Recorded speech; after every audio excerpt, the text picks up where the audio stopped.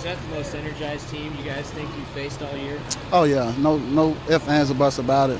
We knew that coming into this environment, it was Coach Strong's first time coaching here, and it was a lot of the guys' first time playing here. So we knew that it was going to be a hostile environment, and it was going to be a lot of energy tonight. And we rode the wave like Coach Strong always talks about, and came out with the victory. Tell us your emotions right now. I'm just excited. I actually told my mom that I wanted to cry. That's tears of joy because I'm just proud of this team, and we showed that we have heart. That we still have a lot to play for. It's not about us; it's about this brand across the front of our jersey. So the guys just fought, and I'm extremely proud of those guys. Two touchdown passes, especially the first one. Yeah, take us through that first one. What did you see with the rush, and what happened? Yeah, the first one, they actually tried to blitz, and I just put the ball into the blitz, and Devontae, being the guy that he is, the playmaker that he is, he was able to make a play and go the distance. No, I want to know about the one to Copeland. Well, the one to Copeland, I was just trying to make a play, trying to stay alive, fight in the pocket, and I trust that Copeland will come down with the ball if I lay it up there for him, and he did it tonight. Did you even know he was open, or did you just kind of throw it? Well, as I was kind of scrambling out of the pocket, trying to scramble out of the pocket, I saw Copeland breaking downfield, and I just trusted that he would beat the defender, and he did it. What was your situation with gloves? First half, no gloves. Did you put them on in the second half? Yeah, I put them on in the second half. The rain. The rain was an issue at first, and you always have to overcome adversity, and I felt that today the rain and the circumstances were overcoming adversity. Third down, you're rolling out. You pretty much carried a guy backwards 8 yards. Were you thinking in your head, if I don't get this, we're not going to have a chance in this game? Oh, yeah. No, I was just thinking, I think it was actually fourth down, and I just felt that nothing was open downfield, and I just felt that I had to do what I could, to keep the drive going. And I fought, and it's a game of inches. So I believe I got the first down, and we kept the drive going. Talk about Devontae's catch on the other touchdown, the play drive. Well, he's just a playmaker.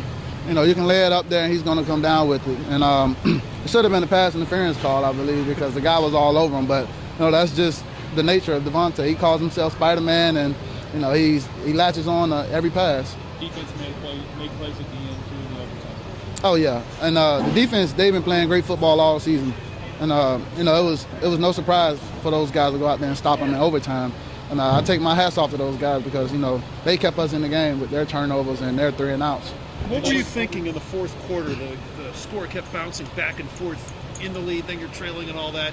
Tell us about your emotions as the score kept bouncing back and forth.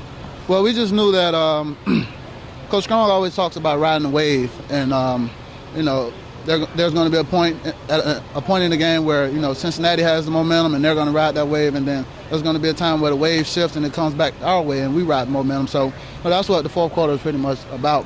Just riding that wave and taking advantage of the momentum. Teddy, was it a grind for you guys to get in the end zone tonight? There was a lot of long drives down there.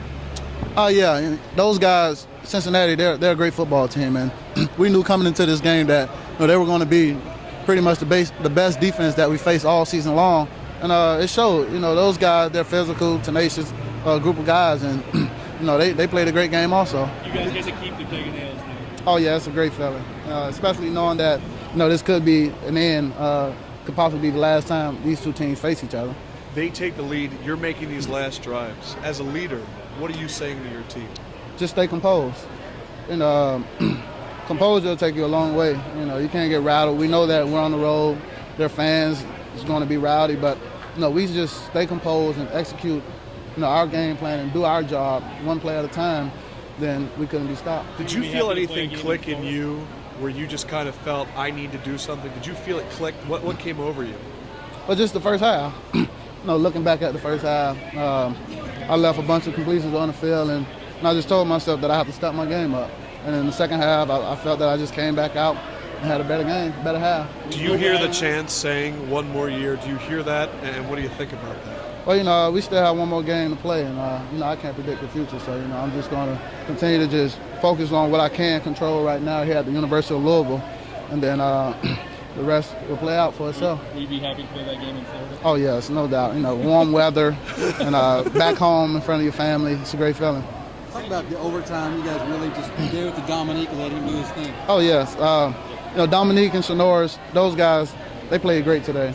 You know, they were physical in the run game and they helped out in the passing game, whereas it was picking up a blitz or getting out in the route to be a check down for me. And you know, Dominique, he's just one of those guys. He's a bruiser. We know that he's great at running downhill, and you know, I'm happy for him to be able to score the game-winning touchdown in his hometown. And but it all started with the guys up front, the big guys. You know, those guys, they fought all game long. They had to overcome adversity, but you know, at the end of the day, those guys, they showed that heart and played for one another. You shared a special moment with Sean Watson. This is another shared moment for you guys. What'd you guys say to each other? Oh, well, he just said that he loves me. And that's the way I'll sum it up. He loves me and I love him. And, you know, he coaches me hard and I want to be coached hard. And, you know, with him coaching me hard, our relationship is just, you know, just skyrocketing. You know, we have that bond that no one can break. There's been a question marks with you guys all year. What message does this send on national TV on a Thursday night game with your performance?